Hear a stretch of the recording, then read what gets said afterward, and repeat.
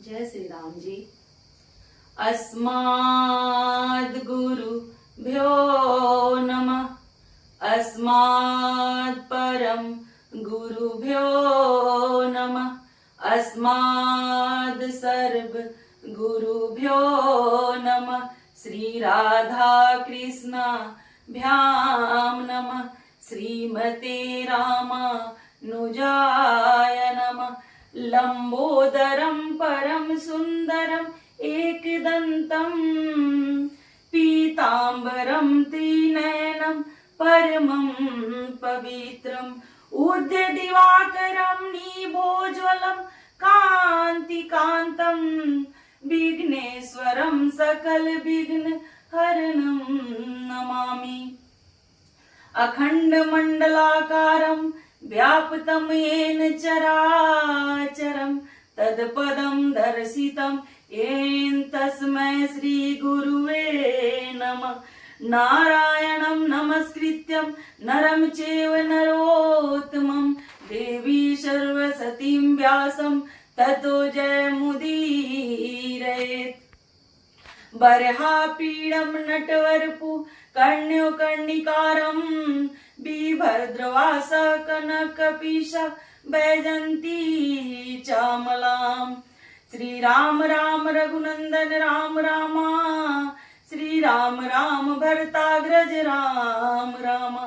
श्री राम राम रणकरकस राम रामा। श्री राम राम भव शरणं राम रामा। माता रामो मात पिता रामचंद्रो स्वामी रामो मत सखा रामचंद्रो सर्वस्य मे रामचंद्रो दयालु नान्य जाने नैव जाने न जाने।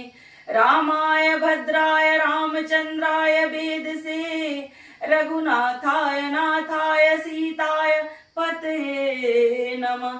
अंजनानंदनं वीरं जानकी शोकनाशनं कपीसमक्षहन्तारं वन्दे लंका भयंकरं। मूकं करोति वाचालं पंगु लंघ्यते गिरिं यत्कृपातमहं परमानंद माधवं। भक्त भक्त भगवंत गुरु चतुर नाम बपुए इनके पद बंदन किए नाशत विघ्न अनेक। बोलिए जय श्री राम। अखिल ही प्रतनीय परमात्मा पुरुषोत्तम रस सार सरोवर लावण्य माधुर्य सिंधु सुधा माँ कौशल्या के आंखों पुतली का विदेह जा जनक जा जनकाधिराज वैदेही मैथिली श्री राम प्राण बल्लभी श्री सीता जी और राम जी के चरणों में मेरा कोटि कोटि नमन। तीनों मैया और चारों भैया के चरणों में मेरा कोटि कोटि नमन।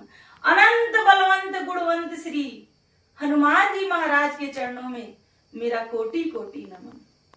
यहाँ जितने भी कथानुरागी उपस्थित है और जहां जहां मेरी आवाज जा रही है, जो मेरी आवाज को श्रवण कर पा रहे हैं, सबको मेरा कोटि कोटि नमन। सज्जनों, हम सब अत्यंत भाग्यशाली हैं जो हमें वेद रूपी वाल्मीकि रामायण कहने और सुनने का संकल्प हम अपने हृदय में धारण किए हुए हैं। कहते हैं कि कई कई जन्मों के जब पुण्य उदय होते हैं तब जाके हमें प्रभु की यह सुंदर कथा कहने और श्रवण करने को प्राप्त होती है। यही बात हमारे प्रभु भोले शंकर ने पार्वती मैया से कहा, अति हरि कृपा जाहि पर होई पाव देहि मार्ग सोई। एक होती है सामान्य कृपा जो हमें संसार से प्राप्त होता है। संसार से हमें धन दौलत रुपया पैसा पद प्रतिष्ठा, सज्जनों, हमें सब कुछ प्राप्त हो जाता है संसार से। लेकिन एक बात ध्यान रखना, संसार से हमें प्रभु की कथा कभी नहीं प्राप्त होती है। पर प्रभु की कथा तब प्राप्त होती है जब खुद उनकी कृपा होती है। बोलिए जय श्री राम। हम सब रामायण कह रहे हैं, रामायण सुन रहे हैं। रामायण कहने से पहले हमें यह जानना जरूरी है कि रामायण का अर्थ आखिर होता क्या है। श्री राम चरितान्वितम ऐनम शास्त्रम, रामचरित्र से संयुक्त शास्त्र का नाम रामायण है। रामायण, राम जी का घर। राम अयते प्राप्यते एन तद रामायणम, जिससे हमें साक्षात प्रभु श्री राम की प्राप्ति हो जाए, उसे ही रामायण कहते हैं। बोलिए जय श्री राम। सर्व पाप प्रसन्नम दुष्ट ग्रह निवारणम, संसार में सज्जनों ग्रहों की संख्या 9 है। यह राम कथा सभी पापों को नष्ट करने वाली है और दुष्ट ग्रहों से हमें मुक्ति दिलाने वाली है। 9 ग्रहों में से कुछ तो ग्रह अति मंगलमय होते हैं और कुछ दुष्ट ग्रह होते हैं। दुष्ट ग्रह का काम होता है हमें परेशान करना, और जो मंगलमय ग्रह होते हैं वो हमारा उद्धार करते हैं। जब यह मंगलमय ग्रह किसी भी चीज को स्वीकार कर लेते हैं, फिर ये जो दुष्ट ग्रह है इनका कुछ नहीं चलता, ये हमारे कष्ट को हर लेते हैं मंगलमय ग्रह। और कथा हम सब कह रहे हैं, कथा सुन रहे हैं, उससे पहले हमें ये जानना चाहिए कि कथा का अर्थ आखिर होता क्या है। जो आनंद की स्थापना करे, जिससे मन आनंदित हो जाए, रस से भर जाए, उसे ही कथा कहते हैं। संसार में रहकर भी हमें ये नहीं पता है कि हमें कैसे आनंद से जीना है, कैसे रोग मुक्त होकर, दोष मुक्त होकर, पाप मुक्त होकर, भय मुक्त होकर कैसे हमें आनंद से जीना है, यह प्रभु की सुंदर कथा ही हमें बताती है। बोलिए जय श्री राम। पिछले कथा में हमने श्रवण किया था कि राम जी ने शिव जी का महान धनुष कैसे तोड़ा। सज्जनों, जैसे ही राम जी ने शिव जी का महान धनुष तोड़ा और सीता जी ने उनके गले में जयमाला डाला, ठीक उसी समय परशुराम जी अपना चमचमाता हुआ फरसा लेके उपस्थित हो जाते हैं और काफी वाद विवाद करने लगते हैं कि शिव का धनुष किसने तोड़ा है। लक्ष्मण जी से उनको खूब वाद विवाद होता है। सज्जनों, यहाँ भी एक समझने वाली बात है। लक्ष्मण जी से वो क्यों बार बार विवाद कर रहे हैं? क्योंकि शिव, परशुराम जी के गुरु शिव थे। उन्होंने शिव शंकर से विद्या पाई थी और अपने गुरु दक्षिणा में उन्होंने उनसे क्या मांगा था? शेष का कुंडल। और लक्ष्मण जी चूंकि यहाँ शेषावतार थे, तो परशुराम जी यही चाहते थे कि इससे वाद विवाद करके इसको मार दूं और जो कुंडल ये कानों में पहना हुआ है इसे निकाल के अपने गुरु को दे दूं, ताकि मैं गुरु रीढ़ से उरीढ़ हो जाऊंगा। पर सज्जनों, परशुराम जी इतने क्रोध में थे कि उनको ये नहीं पता था कि हम गुरु रीढ़ से कभी भी उरीढ़ नहीं हो सकते। सज्जनों, अगर हम अपने हाथ के मांस को काट के भी अग्नि में दहन करें तो भी हम गुरु रीढ़ से कभी उरीढ़ नहीं हो सकते। सज्जनों, चूंकि जब राम जी देखते हैं हमारे राघवेंद्र सरकार की लक्ष्मण जी से विवाद हो रहा है, फिर वो लक्ष्मण जी को अपने पास बैठा के और परशुराम जी से कहते हैं कि आप महात्मन हैं, हे ब्राह्मण देवता, आप क्यों बेवजह क्रोध कर रहे हैं? धनुष तोड़ना हमारे लिए कोई बड़ी बात नहीं है। हम क्षत्रिय हैं, हमने तो बिना परिश्रम ही धनुष को तोड़ दिया। आप क्यों क्रोधित हो रहे हैं? हमारा तो वो काम है तोड़ना। आप ब्राह्मण देवता, हमारे यहाँ ब्राह्मणों पर अस्त्र नहीं उठाते हैं, इसलिए हम शस्त्र आप पे उठाना नहीं चाहते। जैसे आप हमें युद्ध के लिए ललकार रहे हैं, तो हमारे क्षत्रिय धर्म के अनुसार अगर कोई हमें युद्ध के लिए ललकारे तो हम पीछे नहीं हटते। लेकिन यहाँ ब्राह्मण देवता की बात है, इसलिए हमारे यहाँ ब्राह्मण देवता की बहुत इज्जत की जाती है, बहुत हम लोग पूजते हैं, इसलिए हम आप पे शस्त्र नहीं उठाते। जब राम जी के ऐसे मधुर वाणी को परशुराम जी सुनते हैं, तब बोलते हैं कि मैं अपना संदेह दूर करना चाहता हूं, मैं चाहता हूं आप ये मेरे धनुष को लीजिए और मुझ पे वार कीजिए। राम जी को बोलते हैं परशुराम जी इनके मधुर वाणी को सुन के। जैसे ही परशुराम जी धनुष देने की बात करते हैं, बिना दिए ही वह धनुष अपने आप राघवेंद्र सरकार के पास चला आता है। और देखिए सज्जनों, क्या होता है जब चला, और उसके साथ जितने भी परशुराम जी ने विद्या पाई थी, सारी शक्ति तेज राघवेंद्र सरकार में धनुष धनुष के साथ ही चला जाता है। फिर सज्जनों देखिए क्या होता है, उसके बाद तब जब शक्ति विहीन हो जाते हैं हमारे परशुराम जी, तब राघवेंद्र सरकार हमारे क्रोधित होते हैं, राघव जी, और बोलते अब बता तेरा क्या करूं, तू ब्राह्मण है इसीलिए मैं तुझे तब से मैं सहन कर रहा था, तू इतने बड़बड़ कर किए जा रहा था, मैं सहन कर रहा था, लेकिन अब बताओ क्या करूं, तुम्हारी मन की गति इतनी तेज है, तुम जब जहां चाहते हो अपने मन की गति से चले जाते हो, ये नहीं सोचते हो कि जाने पे क्या होगा क्या नहीं, तुम चले जाते हो। आज मैं तुम्हारे मन की गति को ही नष्ट कर दूंगा, नहीं छोड़ूंगा। जब राघवेंद्र सरकार ऐसे क्रोधित होते हैं तो परशुराम जी हाथ जोड़ के विनती करने लगते हैं कि हे ईश्वर, हे राम जी, हमें हमारे चाहे तो मेरी जितनी भी दुनिया हमने बनाई है अपने परिश्रम से उसे नष्ट कर दीजिए, लेकिन हमारी गति को न रोकिए, क्योंकि हम फिर से वन में जाएंगे और फिर से तप करेंगे और फिर से विद्या पाएंगे, इसीलिए हमारे गति को न नष्ट कीजिए। फिर राघवेंद्र सरकार उनकी बातों को सुनते हैं, फिर चुपके से परशुराम जी वहां से निकल जाते हैं, धनुष बाण छोड़कर चुपके से निकल जाते हैं। बोलिए राघवेंद्र सरकार की जय, परशुराम भगवान की जय। यहाँ चूंकि गुरु ऋण की बात आ रही है सज्जनों, तो एक बार की बात है कि विष्णु जी ने बाली से पूछा था कि यही गुरु के शरण की बात है, जो हम गुरु शरण की बात कर रहे हैं वही बात है कि गुरु के शरण लिए बिना हम सही रास्ता नहीं पकड़ सकते।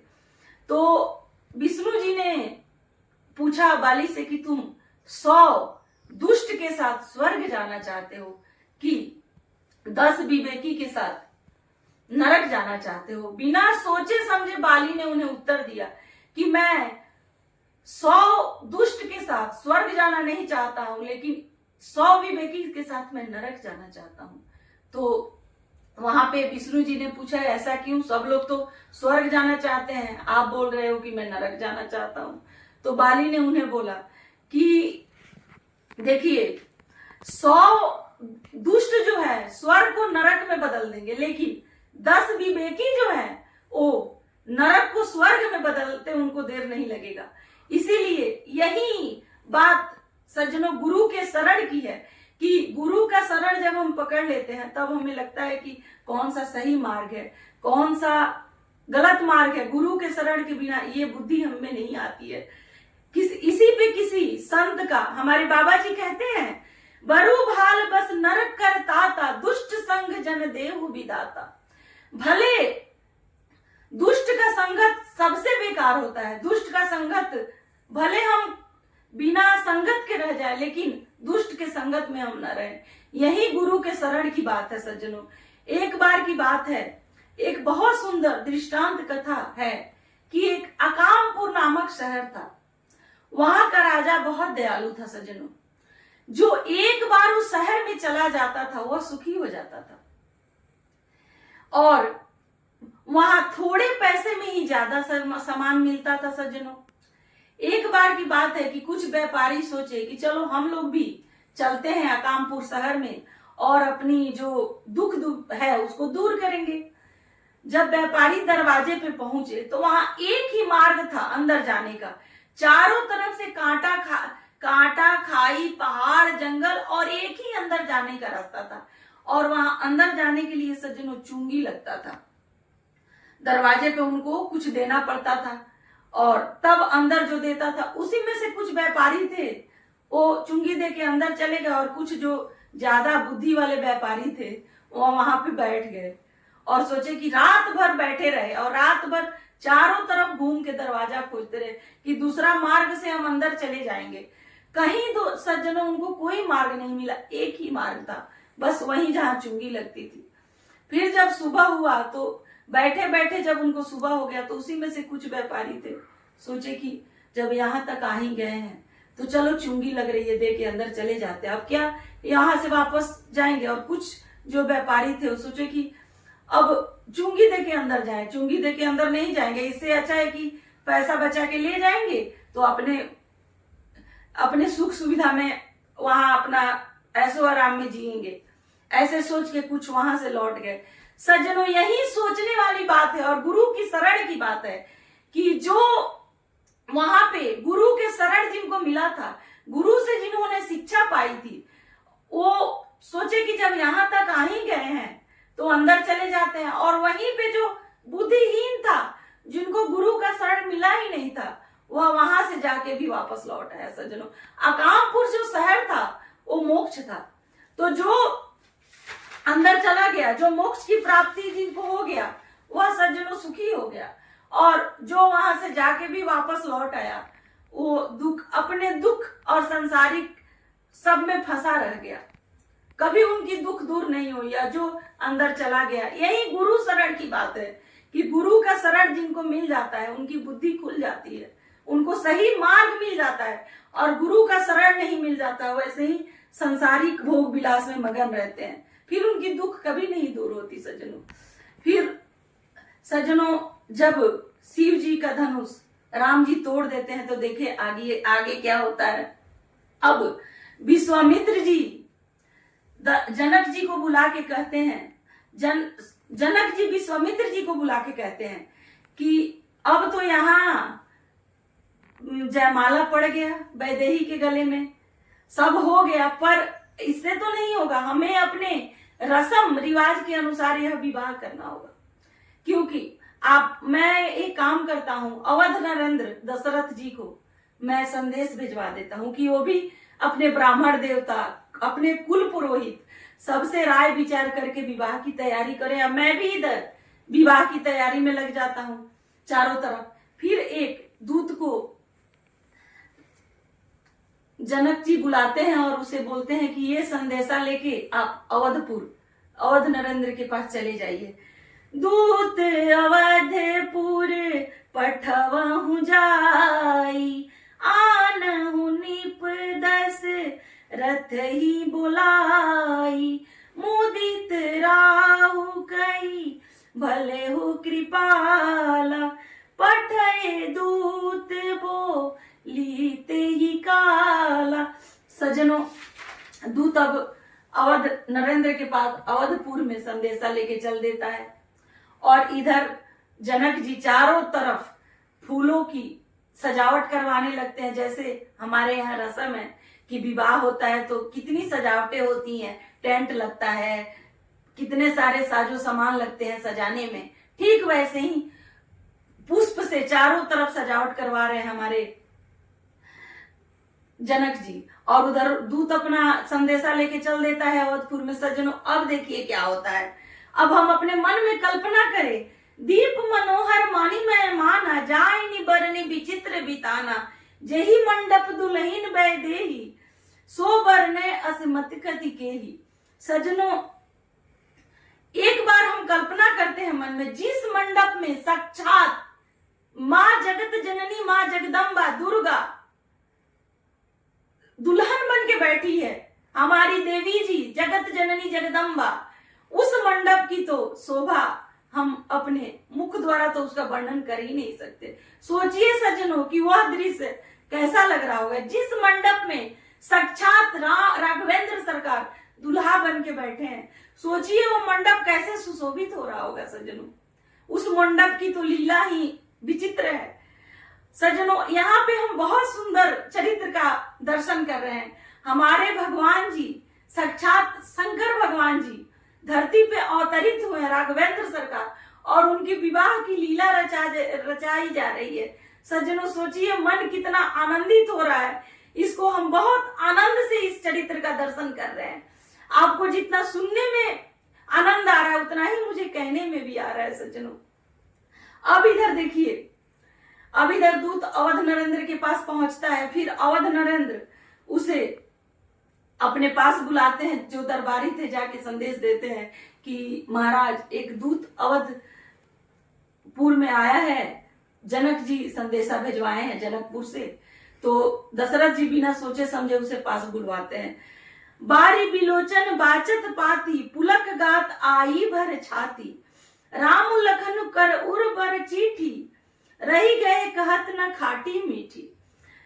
सज्जनों, जब वह दूत संदेश को पढ़ के सुनाता है तो हमारे दशरथ जी इतने खुशी से झूमने लगते हैं कि उनका हृदय पुलकित हो जाता है, आनंदित हो जाता है। सज्जनों, उनके खुशी का ठिकाना नहीं रहता है। और उसके बाद बार बार दूत से बोलते हैं कि चिट्ठी पढ़ के सुनाओ, चिट्ठी पढ़ के सुनाओ। फिर इतने खुश हो जाते हैं दशरथ जी कि चारों तरफ महाराज दशरथ चारों तरफ संदेशा भिजवाने लगते हैं कि हमारे बेटे राघवेंद्र सरकार की शादी है। सबको, सब ब्राह्मण देवता पुरोहित सबको संदेश भिजवाते हैं। फिर सज्जनों, जब हो जाता है ये संदेशा भिजवा देते, उसके बाद खेलत रहे तह सुधि पाई, आए भरत सहित हित भाई, पूछत अति स्नेह सकुचाई, तात कहां से पाती आई। भरत और शत्रुघ्न जी कहीं खेल रहे थे अपने मित्रों के साथ। उन्हें वहीं पता चल गया था कि सज्जनों उनके भैया की शादी है। फिर भी दौड़ते हुए आते हैं और बोलते हैं, पिताश्री ये दूत क्यों आए हैं जनकपुर से, जरा आप बताइए। तो वहां पे कहते हैं दशरथ जी, चिट्ठी बार बार पढ़ के सुन ली है, फिर भी उनका मन नहीं मानता है। फिर भी बार बार चिट्ठी को अपने मुख द्वारा पढ़ते हैं और कहते हैं कि राम की शादी है, कि इसीलिए जनकपुर से संदेशा आया है। तो लक्ष्मण जी ये भरत जी तो इतने, और शत्रुघ्न जी खुशी के मारे नाचने लगते हैं। सज्जनों, हमारे यहाँ का रिवाज है कि अगर बड़े भाई की शादी होती है तो छोटे भाई का ही सबसे ज्यादा रोल रहता है, सबसे ज्यादा घूमना डांस करना वही लोग। ठीक वैसे ही भरत जी झूमने लगते हैं, शत्रुघ्न जी झूमने लगते हैं। और सज्जनों, एक चीज, हमारी जो आंसू है वो हर समय हमारा साथ देती है। अगर हम अत्यधिक खुश हो जाते हैं तो भी हमारे आंखों से आंसुओं की धारा गिरने लगती है, और अत्यधिक हम दुखी भी हो जाएं तो भी हमारे आंखों से आंसुओं की धारा गिरने लगती है। सज्जनों, आंसू हमें हर दुख सुख में हमारा साथ देती है। वहां दशरथ जी की आंखों से आंसुओं की धारा गिर रही है खुशी के, रुक नहीं रही है बार बार। फिर सज्जनों देखिए, वो जो दूत है उससे ये लोग इतने प्रश्न पूछते हैं कि वो कुछ नहीं बोलता है। हमारे भैया कैसे हैं, हमारी भाभी कैसे है, सारा सवाल, इतने सवाल करते हैं कि दूत कुछ नहीं बोलता है, एक टक इनको देखने लगता है। और बार बार यही चीज दशरथ जी भी पूछते हैं कि हमारा बेटा राम कैसा है। इतने सारे प्रेम जब देखता है इतना इनके परिवार में, तो उसका मन खुद चकित हो जाता है दूत, और कहता है कि इतना जहां प्रेम हो, साक्षात वहां पे भगवान का निवास हो गया है। सज्जनों, दूत कहता है दशरथ जी से कि आप क्यों चिंतित हो रहे हैं, जिसको राम और लक्ष्मण जैसे बेटे हों योद्धा, उसका आप बहुत भाग्यशाली हैं जिसे राम और लक्ष्मण जैसे बेटों की प्राप्ति हुई है, भरत और शत्रुघ्न जैसे बेटे की प्राप्ति हुई है, आप बहुत भाग्यशाली हैं। दशरथ जी को ऐसे बोलता है कि बिना परिश्रम हुई उन्होंने शिव का धनुष पल भर में तोड़ के चकनाचूर कर दिया और परशुराम जी को धूल चटा दी, उनके धनुष के साथ ही उनके तेज को भी खींच लिया। हमारे राघवेंद्र सरकार ऐसे हैं, हमारे राघवेंद्र सरकार। वह दूत बोलता है और ये भी बोलता है कि भगवान आपसे मैं क्या बताऊं, जब से मैंने प्रभु श्री राम को अपने आंखों द्वारा मैंने देखा है, तब से मेरी आंखों में कोई नहीं जचता। हमेशा मैं राम ही राम पुकारता रहता हूँ और किसी को देखने का सज्जनों मन ही नहीं करता। दूत ऐसे रोने लगता है, उसकी आंख से आंसुओं की धारा गिरने लगती है कि राघवेंद्र सरकार के आगे सज्जनों उनकी आंखों में उसकी कोई जचता ही नहीं है। दिन रात भगवान भगवान किए रहता हूं सज्जनों, जैसे हम लोगों की भी वैसे ही हालत है कि राघवेंद्र सरकार हम लोग भी करते रहते हैं, ठीक वैसे ही सज्जनों दूत भी ऐसे कह रहा है। फिर सज्जनों दूत को बैठाते हैं, फिर मंत्रियों को बुला के, हमारे यहाँ का रस्म है कि अगर कोई हमारे यहाँ संदेशा लेके आता है तो हम लोग उसको विदाई करते हैं, सामान देके, पैसा रुपया धन दौलत बहुत कुछ देते हैं सज्जनों। ठीक वैसे ही दशरथ जी दूत को बुलाते हैं और बुला के बोलते हैं कि ये पैसा है, कुछ ये रख लीजिए, हमारा प्यार है, ये हम आपको कुछ दे नहीं रहे, अपना प्यार दे रहे हैं आपको, ये कुछ कपड़े हैं आपके लिए, आप पहनिएगा तो हमें बहुत खुशी होगा। दूत बिना कुछ सोचे समझे इनकार कर देता है, बोलता है ना, मैं नहीं लूंगा। हमारे यहाँ हमने वैदेही को बेटी माना है और हमारे यहाँ बेटियों के घर पानी नहीं गिराते, फिर ये सामान हम कैसे ले सकते हैं? आप बस मुझे आशीर्वाद देके विदा कीजिए महाराज, बस वही हम पे कृपा होगी। मैंने भगवान का दर्शन कर लिया, मुझे सब कुछ मिल गया। सज्जनों, उसके बाद जब दशरथ जी ऐसे वचन को सुनते हैं तो उनका भी मन खुशी हो जाता है कि संस्कारी है। जहाँ का दूत इतने संस्कारी होंगे, वहां के लोग कितने संस्कारी होंगे। ऐसे दशरथ जी सोचते हैं और फिर दूत को आशीर्वाद देके विदाई कर देते हैं सज्जनों। और आगे विवाह की तैयारी बड़ी जोर शोर से हो रही है कन्या पक्ष और वर पक्ष की तरफ। हमारे राघवेंद्र सरकार की शादी आगे कैसे होती है ये मैं आपको अगले कथा में श्रवण कराऊंगी। तब तक के लिए जय श्री राम, जय श्री राधे, सबको जय श्री राम।